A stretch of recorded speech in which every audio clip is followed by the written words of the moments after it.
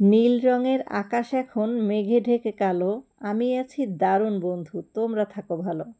আসসালামু আলাইকুম everyone, welcome back to my channel. সবাই কেমন আছেন? আশা করি সবাই ভালো আছেন। গতকালকে আমাদের জামাই তাদের গাছের বড় একটা বাতাবি লেবু নিজেদের গাছের চালকুমার আমাদের জন্য নিয়ে এসেছে। এদিকে বাজারের দিন, বাজার নিয়ে চলে এসেছে। আমার শ্বশুর আজকের বাজার থেকে বৌ মাছ এনেছে। আমাদের এখানে এই মাছকে বৌ মাছ বলা হয়।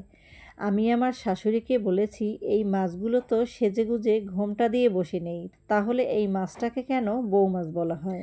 আমার শাশুড়ি বলল, এই মাছগুলোকে বৌ মাছই বলে সবাই। আমার চাচি শাশুড়ি লাল শাক কেটে কলা কেটে দিতেছে।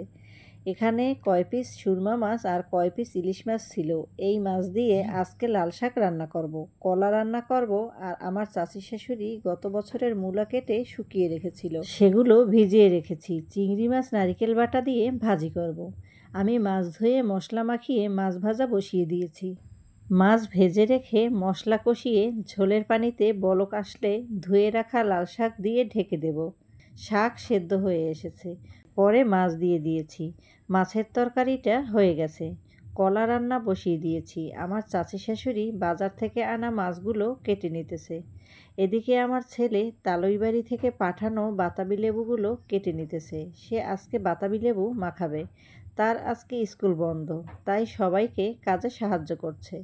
এতক্ষণ তার দাদার সাথে কাজ করেছে, এখন জাম্বুরা মাখাবে। আমার কলা রান্না হয়ে গেছে। এবার মূলা ভাজি করার জন্য চিংড়ি মাছ, তেল, পেঁয়াজ, রসুন বাটা, কাঁচামরিচ, নারিকেল বাটা, হলুদ গুঁড়া, লবণ, মশলা ভালো করে কষিয়ে মূলা দিয়ে দিলাম। আমার শাশুড়ি বলেছে, যখন মানুষের ফ্রিজ ছিল না তখন সবাই এভাবেই নাকি শুকিয়ে রাখতো। তাদের কাছে এই ভাজিটা খেতে নাকি ভালো লাগে। আমরা এই প্রথম খাবো, মনে হচ্ছে খেতে ভালো হবে। সুন্দর একটা ঘ্রাণ বেরিয়েছে। আমার ছেলে বাতাবি লেবু মাখিয়ে আমাকে একটা বাটিতে খেতে দিয়েছে। মাশাল্লাহ, ভালো মাখিয়েছে।